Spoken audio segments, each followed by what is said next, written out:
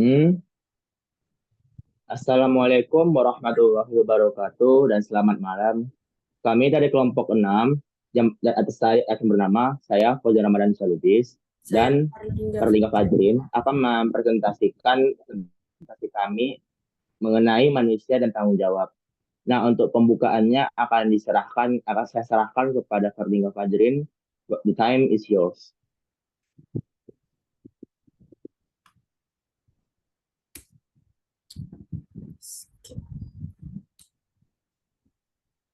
Baiklah, terima kasih Fauzi Ramadansyah. Saya akan menjelaskan hubungan manusia dengan tanggung jawab. Apa itu tanggung jawab? Definisi dari tanggung jawab adalah kesadaran manusia akan tingkah laku atau perbuatan yang disengaja maupun yang tidak disengaja. Tanggung jawab juga berarti berbuat sebagai perwujudan kesadaran akan kewajibannya. Selanjutnya, apakah sebenarnya tanggung jawab itu? Tanggung jawab itu bersifat kodrati, artinya sudah menjadi bagian kehidupan manusia, pasti dibebani dengan tanggung jawab. Apabila ia tidak mampu bertanggung jawab, maka ada pihak lain yang memaksakan tanggung jawab itu. Apabila dikaji, tanggung jawab itu adalah kewajiban atau beban yang harus dipikul atau dipenuhi sebagai akibat dari perbuatan pihak yang berbuat, atau sebagai akibat dari perbuatan pihak lain, atau sebagai pengabdian pengorbanan pada pihak lain. Macam-macam tanggung jawab. Satu, tanggung jawab terhadap diri sendiri. Dua, tanggung jawab terhadap keluarga. Tiga, tanggung jawab terhadap masyarakat. Empat, tanggung jawab kepada bangsa dan negara. Dan lima, tanggung jawab terhadap Tuhan. Pertama, tanggung jawab terhadap diri sendiri. Tanggung jawab terhadap diri sendiri menuntut kesadaran setiap orang untuk memenuhi kewajibannya sendiri dalam mengembangkan kepribadian sebagai manusia pribadi. Dengan demikian, memecahkan masalah-masalah kemanusiaan mengenai dirinya sendiri. Menurut sifat dasarnya, manusia adalah makhluk bermoral, tetapi manusia juga seorang pribadi. Karena merupakan seorang pribadi, maka manusia mempunyai pendapat sendiri, perasaan sendiri, angan-angan sendiri. Sebagai perwujudan dari pendapat, perasaan, dan angan-angan itu, manusia berbuat dan bertindak. Dalam hal ini, manusia tidak luput dari kesalahan, kekeliruan, baik yang sengaja maupun tidak. Selanjutnya, tanggung jawab terhadap keluarga. Keluarga merupakan masyarakat kecil. Keluarga terdiri dari suami, istri, ayah, ibu, dan anak-anak, dan juga orang lain yang menjadi anggota keluarga. Tiap anggota keluarga wajib bertanggung jawab pada keluarganya. Tanggung jawab ini menyangkut nama baik keluarga, tetapi tanggung jawab merupakan kesejahteraan, keselamatan, pendidikan, dan kehidupan.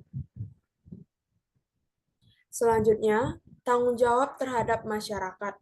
Pada hakikatnya, manusia tidak bisa hidup tanpa bantuan manusia lain, sesuai dengan kedudukannya sebagai manusia sosial.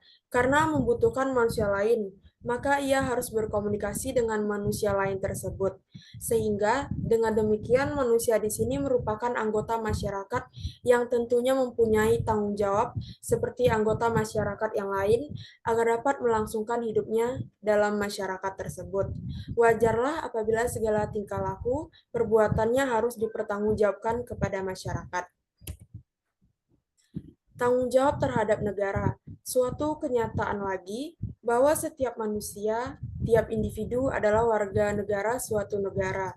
Dalam berpikir, berbuat, bertindak, bertingkah laku, manusia terikat oleh norma-norma atau ukuran-ukuran yang dibuat oleh negara. Manusia tidak dapat berbuat semaunya sendiri. Bila perbuatan manusia itu salah, maka ia harus bertanggung jawab kepada negara.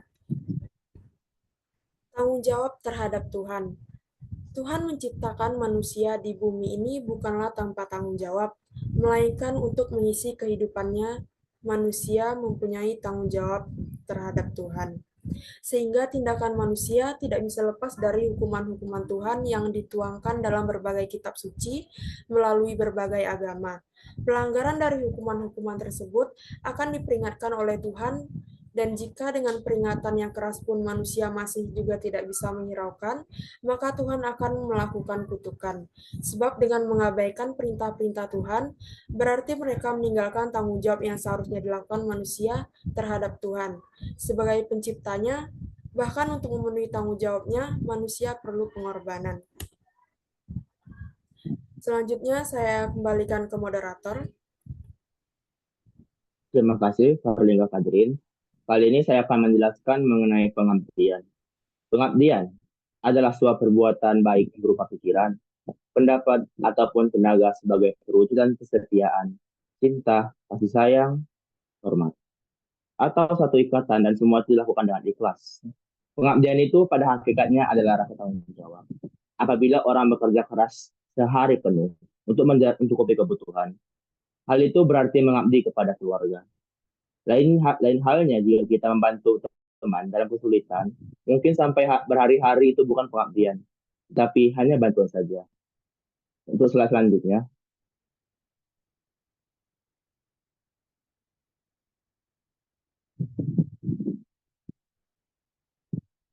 slide selanjutnya harap ditampakkan.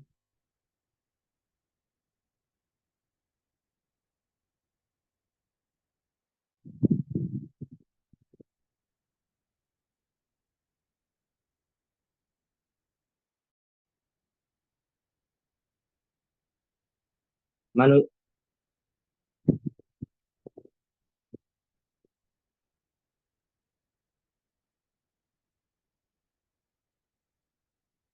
Pengabdian kepada bangsa, negara, dan bangsa juga menyerok antara lain dilakukan oleh pegawai negeri yang bertugas menjaga mercusuar di pulau terpencil. Mereka bersama keluarganya hidup terpencil dari masyarakat ramai. Sementara itu, setiap hari tiupan angin kencang dari laut tidak pernah berhenti. Apalagi bila terjadi badai, mereka bersembunyi diri dalam mengabdikan diri demi keselamatan kapal yang lalu lalang.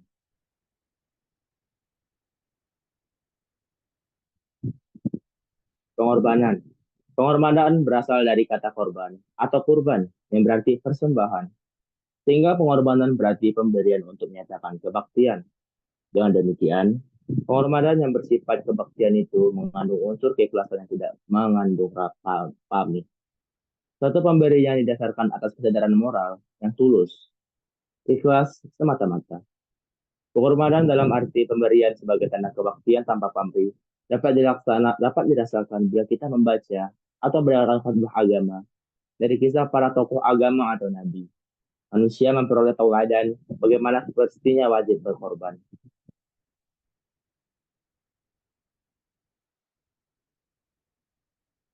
Perbedaan antara pengertian pengabdian dan pengorbanan tidak begitu jelas. Karena adanya pengabdian tentu ada pengorbanan. Antara sesama kawan, sulit dikatakan pengabdian, karena kata pengabdian mengandung arti yang lebih rendah tingkatannya. Tetapi, untuk kata pengorbanan dapat juga diterapkan kepada sesama teman. Pengorbanan merupakan akibat dari pengabdian.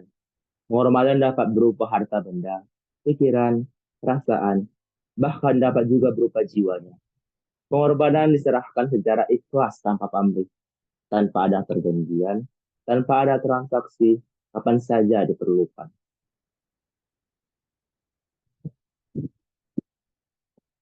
Pengabdian lebih banyak menunjuk kepada perbuatan, sedangkan pengorbanan lebih banyak menunjuk kepada pemberian sesuatu. Misalnya berupa pikiran, perasaan, tenaga, biaya, dan waktu. Contohnya, kesediaan seorang guru sekolah dasar ditempatkan di pelosok terpencil daerah transmigrasi adalah pengabdian yang juga menuntut pengorbanan. Dikatakan pengabdian karena ia mengajar itu tanpa menerima gaji dari pemerintah, tanpa diurus oleh pihak berwenang, usul pengangkatnya. Ia hanya bertanggung jawab untuk kemajuan dan kecerdasan masyarakat atau bangsanya. Ia hanya menerima penghargaan dan belas kasihan dari masyarakat setempat. Pengorbanan yang ia berikan berupa tenaga, pikiran, waktu untuk kepentingan anak didiknya. Sekian dan terima kasih. Mohon maaf jika ada salah kata, salah pilih slide dan lain-lain. Saya Fauzi Ramadansyah. Dan Farlingga Fajrin. Terima kasih. Kami undur diri. Wassalamualaikum Assalamualaikum warahmatullahi warahmatullahi wabarakatuh.